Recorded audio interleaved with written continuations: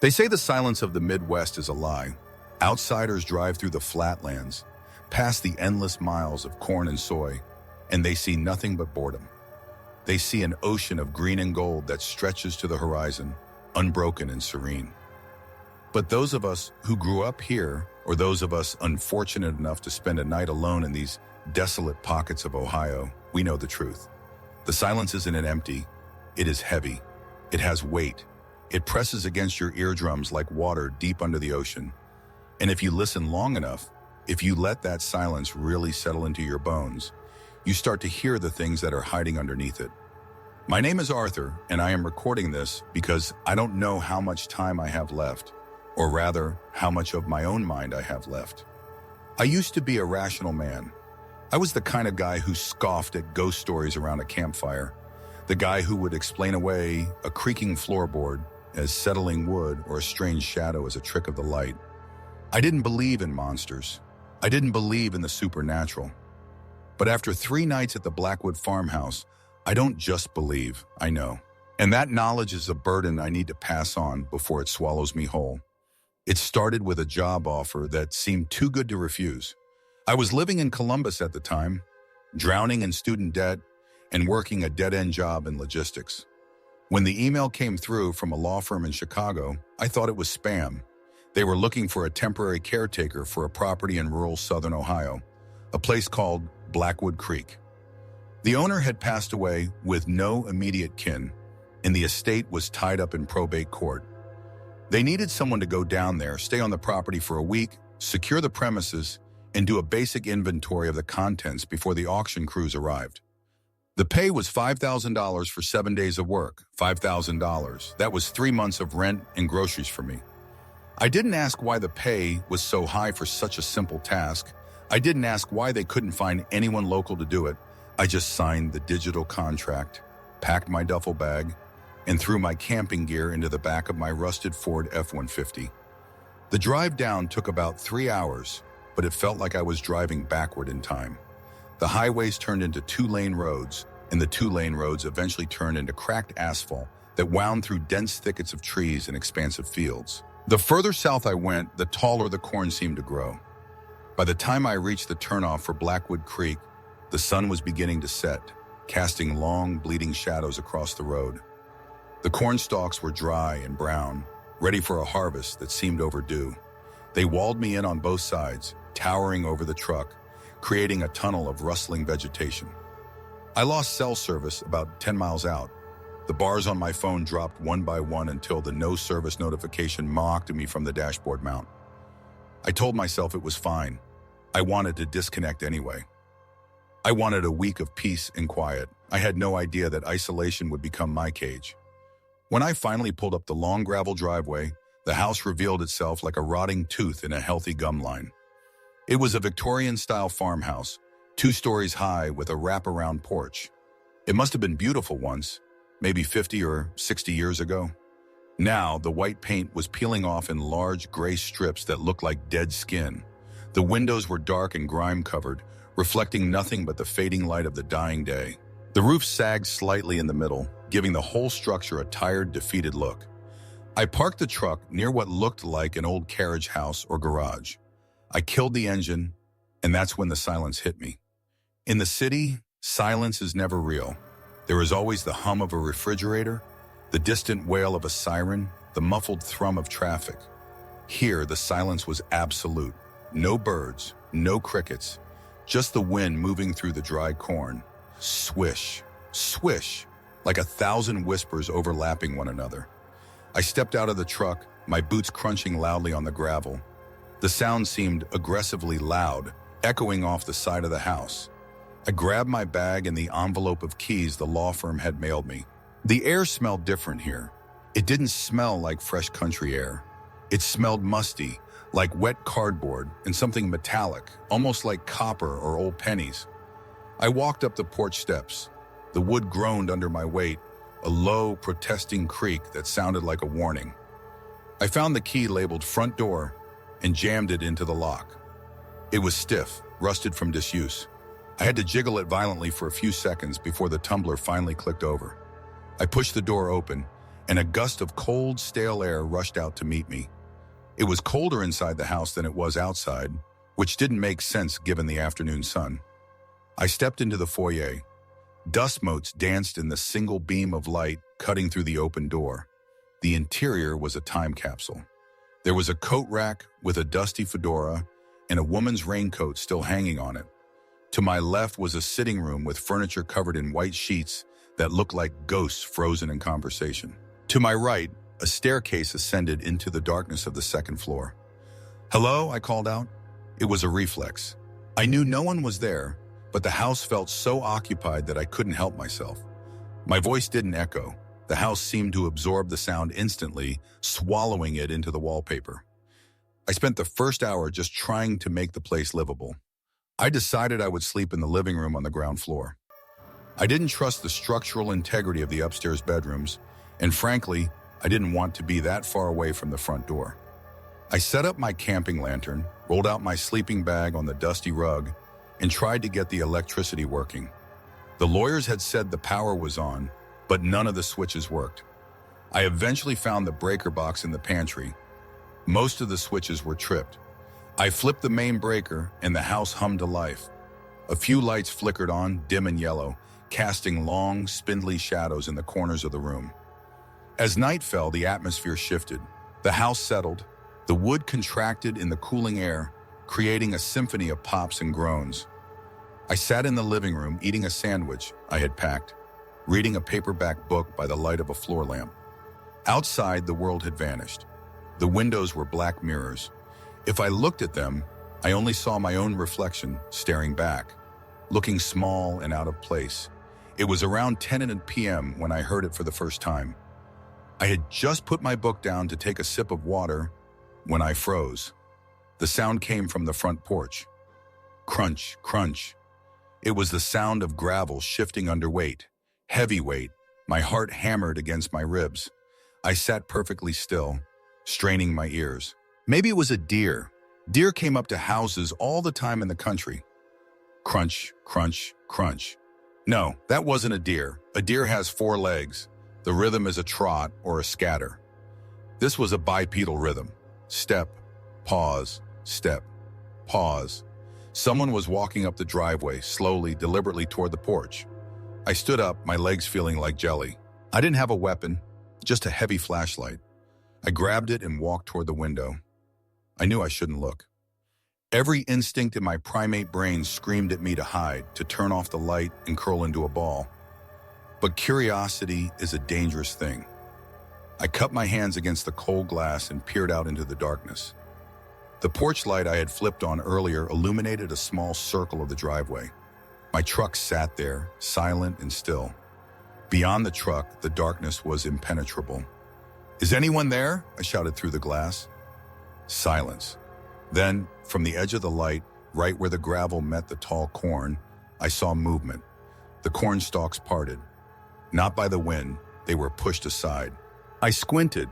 For a second, I thought I saw a shape, a pale shape, roughly the size of a man, but wrong. It was too lanky. Its limbs seemed to hang too low. It stood there, just at the threshold of the light, perfectly still. I blinked, and in that fraction of a second, it was gone. The corn stalks swayed gently back into place. I pulled away from the window, my breath fogging the glass. I told myself it was a trick of the light. Paranoia. I was a city boy in the middle of nowhere. Of course, my mind was making up monsters. I checked the deadbolt on the front door 3 times. I checked the windows. Everything was locked. I went back to my sleeping bag, but I didn't sleep. I laid there listening to the wind, clutching the flashlight like a lifeline. Sometime around 2 a.m., I drifted into a fitful doze. I woke up the next morning with a stiff neck and a sense of foolishness. Sunlight was streaming through the dirty windows. The terrors of the night seemed ridiculous in the clarity of the morning. I made instant coffee on a portable stove I'd brought and laughed at myself. A monster in the corn? Really, Arthur? It was probably a local kid messing with the new guy or just a stray dog. I decided to get to work. The faster I finished the inventory, the faster I could get paid and leave. I started in the kitchen, logging the appliances, the silverware, the old china in the cabinets. It was boring, mundane work. By noon, I had finished the ground floor and moved to the library. It was in the library that I found the first oddity. The shelves were filled with old encyclopedias and agricultural almanacs, but on a small desk in the corner, there was a stack of letters. They were unopened. I picked one up. It was addressed to a Mr. Silas Blackwood, dated from 1990. The return address was the local sheriff's department. I shouldn't have opened it. It wasn't part of the job. But the envelope was already yellowing and brittle. I slid my finger under the flap and tore it open. It was a warning. Dear Mr. Blackwood, regarding your repeated calls about trespassers on your land, we have sent deputies out 3 times this month and found no evidence of anyone in the fields. We understand you are under a lot of stress, but please stop discharging firearms at night. The neighbors are complaining about the noise. There is no one in the corn, Silas. It's all in your head. I put the letter down. Silas Blackwood, the man who lived here before. He thought people were in the corn too. He was shooting at them. A cold shiver ran down my spine. So I wasn't the first one to hear footsteps. I tried to shake off the feeling and continued working. I needed to check the basement. The inventory list specifically mentioned tools and storage in cellar. The door to the basement was located in the pantry.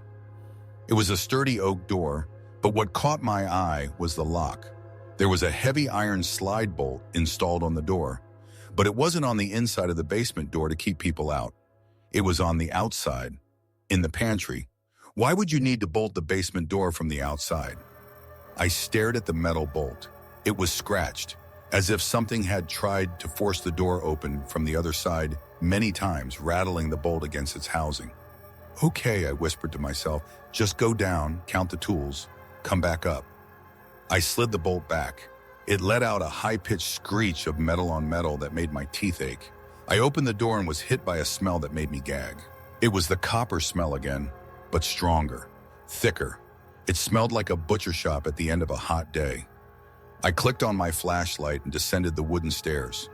They bowed under my boots, feeling spongy with rot.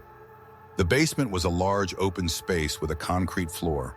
The walls were made of rough stone. It was surprisingly empty. There were no shelves of tools, no lawnmowers, no boxes of Christmas decorations. In the center of the room, sitting directly under a single bare light bulb that hung from the ceiling, was a wooden chair, and on the floor surrounding the chair was a circle of white powder. I crouched down to inspect it. It was salt, a perfect, unbroken circle of salt. Next to the chair was a small cardboard box. I walked over to the box, stepping carefully over the line of salt. Inside were cassette tapes, the old kind, the ones you used to put in a Walkman. There were about a dozen of them. They were labeled with dates in shaky black marker. The oldest one was dated October 12th, 1988. The newest one was dated 3 days ago. My stomach dropped. The house had been abandoned for a decade. The lawyers told me no one had been inside since the owner died. So how was there a tape from 3 days ago? I picked up the newest tape. It felt cold in my hand. I looked around the empty basement. The shadows in the corners seemed to stretch toward me. I grabbed the box of tapes and ran back up the stairs, slamming the door shut and sliding the bolt back into place. My heart was racing. I went back to the living room. I needed to hear what was on those tapes. I remembered seeing an old stereo system in the sitting room under one of the sheets. I tore the sheet off, revealing a dusty cassette deck. I plugged it in. It lit up. I hesitated. Part of me wanted to pack my truck and leave right then. But the sun was still up. I was a grown man. I wasn't going to run away because of some tapes and a pile of salt. I inserted the tape dated 3 days ago and pressed play. There was a hiss of static. Then silence. For a long time, just the sound of the magnetic tape spooling. Then a voice. It wasn't a human voice, or rather, it sounded like something trying to be a human voice. The cadence was wrong. The pitch fluctuated wildly, from a deep growl to a high-pitched squeal. The man, Robert, is here. I stopped the tape. I stared at the stereo. The voice, it sounded like me. It was my voice, but distorted. Broken. I rewound it, played it again. The man is here. It was definitely mimicking me. It sounded like when I had called out, "Hello," when I first arrived, but twisted. I let the tape continue. Static. Then a new sound, a wet clicking sound. "Arthur, nice. Truck. Arthur." I scrambled backward, knocking over the floor lamp. It knew my name. It had watched me arrive. I ejected the tape and threw it across the room. I stood up, breathing heavily. I had to leave. Screw the $5,000. Screw the contract. I was leaving. I grabbed my car keys and ran out the front door. I didn't bother locking it. I sprinted down the porch steps and across the gravel to my truck. I fumbled with the keys, my hands shaking so bad I dropped them once in the dirt. I snatched them up, jumped into the driver's seat, and jammed the key into the ignition. I turned it. Click. Nothing. No roar of the engine, no dashboard lights. I tried again. Click. Come on, don't do this," I pleaded, hitting the steering wheel. I popped the hood latch and jumped out. I ran to the front of the truck and threw the hood open. The battery was gone. Not dead, gone. The cables had been sheared off, looking like they had been bitten through by something with massive jaws. I spun around, scanning the cornfields. The sun was starting to dip lower. The shadows were getting longer. I was 10 miles from the nearest town. No cell service, no vehicle. And then, from the cornfield to my left, I heard it. Crunch, crunch. It was closer this time. "Who's there?" I screamed, my voice cracking. "I have a gun," I lied. "Come out." The rustling stopped. For a moment, there was total silence. Then, from deep within the corn, a voice called back to me. "I have a gun. Come out." It was my voice. It was a perfect recording of what I had just screamed, played back to me like a parrot from hell. But there was an undercurrent to it, a gurgling, wet sound behind the words. I didn't wait. I slammed the hood of the truck and ran back to the house. I burst through the front door, slammed it, and locked the deadbolt. I dragged the heavy oak coat rack in front of the door. I ran to the back door and checked the lock. I checked every window on the ground floor. I was trapped. I retreated to the living room, the center of the house. The sun was setting fast now. The house was plunging into twilight. I had no way to call for help. My only hope was to wait until morning and walk the 10 miles to the main road. But I had to survive the night first. I looked at the cassette player. The other tapes were still in the box. If I was going to survive, maybe I needed to know what I was dealing with. I picked up the oldest tape, the one from 1998. Maybe Silas Blackwood knew something. I put the tape in and pressed play. The voice on this tape was an old man. He sounded tired, scared. October 12th, the dog is missing. Buster didn't come back from the fields. I heard him yelping last night. It sounded like he was fighting something. Then the yelping stopped, and I heard Buster barking. But Buster was next to me on the porch. The bark was coming from the corn. It steals voices. It takes them. If you hear a loved one calling you from the dark, don't go. It's not them. It's never them. I listened to tape after tape as the room grew darker. Silas chronicled his descent into madness. He described the creature. He said it was a mimic, a skinwalker, something ancient that lived in the soil. He said it couldn't come into the house unless the circle was broken. The circle. I remembered the salt in the basement, the salt around the chair. Suddenly, the power cut out. The lamp died, the stereo died. The house was plunged into absolute darkness. I froze, I held my breath. From the kitchen, I heard a sound. Scratch, scratch. It was coming from the pantry, from the basement door, the bolt, the one on the outside. I heard the metal handle of the bolt slowly starting to slide. Screech! It was opening, but how? The bolt was on my side, unless the thing wasn't in the basement, unless the thing was in the pantry with me, or unless the basement wasn't a prison for the monster. Maybe the basement was the only safe place, and the salt was there to protect the person sitting in the chair. I realized my mistake too late. Silas hadn't locked something in. He had locked himself in.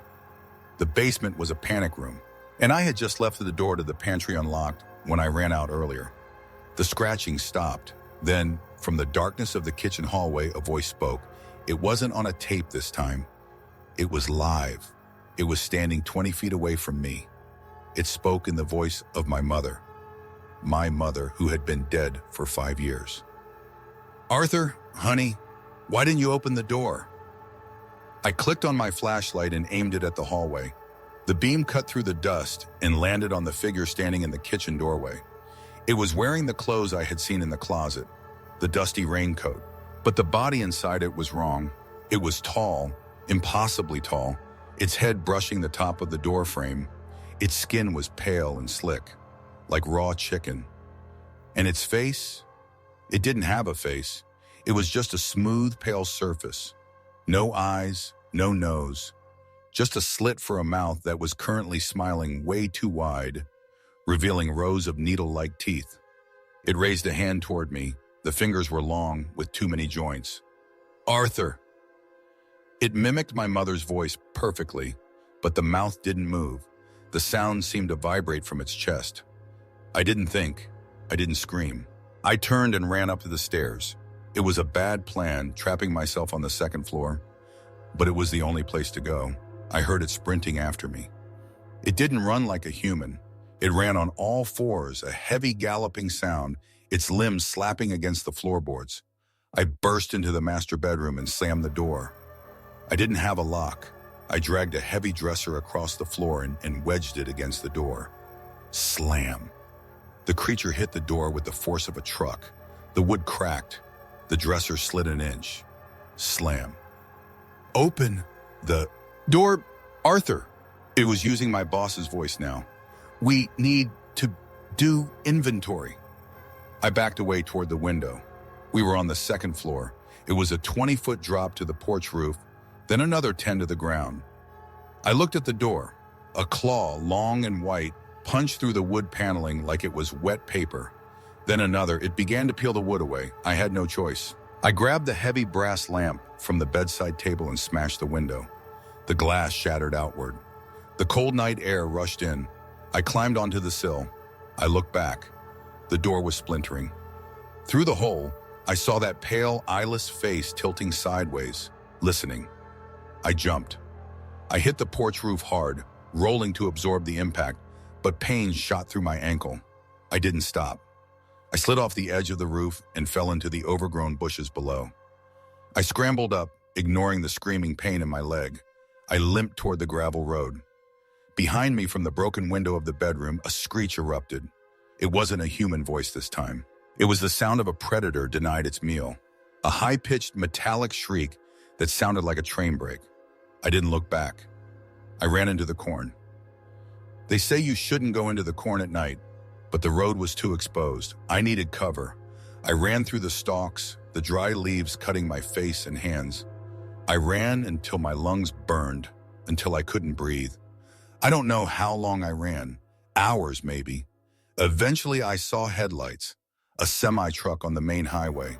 I burst out of the cornfield, waving my arms frantically.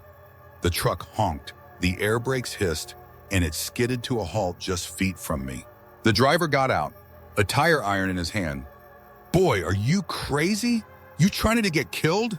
I collapsed on the asphalt, gasping for air. "Take me away from here, please." I told the police everything. They found my truck at the farm. They found the smashed window. They even found the tapes in the living room, but they didn't find the creature.